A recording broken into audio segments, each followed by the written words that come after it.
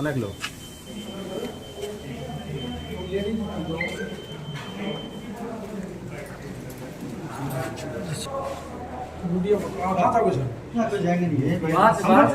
हम लोग अंदर नहीं जाएंगे, हम लोग पत्रकार है, रिपोर्टर है। हाँ, हम लोग अंदर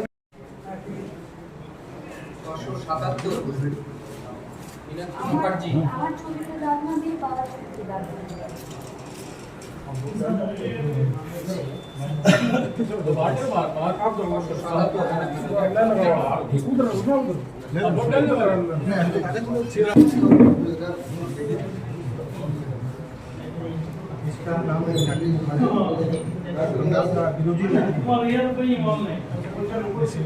मुख्यमंत्री ममता बनर्जी है ना, विपक्ष का विपक्ष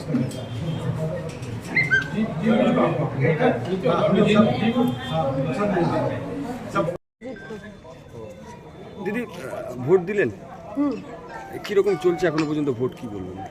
ভোট এখনো শান্তিপূর্ণ এবং আমরা যা প্রচারে বুঝেছি তাতে অন্ততপক্ষে এই আসানসোল লোকসভা কেন্দ্রে তৃণমূল এবং বিজেপির শিল্প ধ্বংস এবং চোরা কারবারিদের সাথে এত বেশি প্রশাসনের যুক্ততা, তার বিরুদ্ধে মানুষ ক্ষিপ্ত হয়ে আছে। পঞ্চায়েতের ভোটে তো কেতুগ্রামের তৃণমূলই অন্য কোনো দলকে নমিনেশন করতে দেয়নি, কার্যত ভোট বন্ধ ছিল।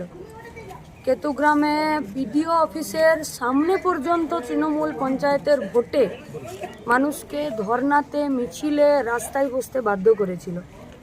একটা নমিনেশন করতে দেয়নি কেতুগ্রামে। সেখানে যদি কোনো দুর্ঘটনা ঘটেছে তা আমরা এটা পরিষ্কার বলতে পারি যে এই সময়কালে যদি কেউ সিপিএমের বিরুদ্ধে এই অভিযোগ করছে সম্পূর্ণ মিথ্যে।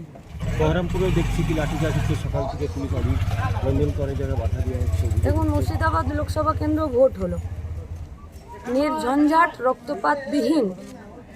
সিপিআইএম ছিল সেখানে, ক্যান্ডিডেট কমরেড মোহাম্মদ সেলিম।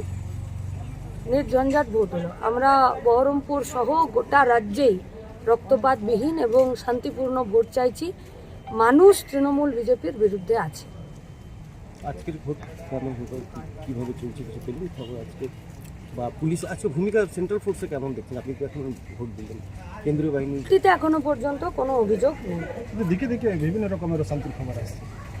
উল্টিতে এখনো পর্যন্ত আমাদের কাছে কোনো খবর নেই।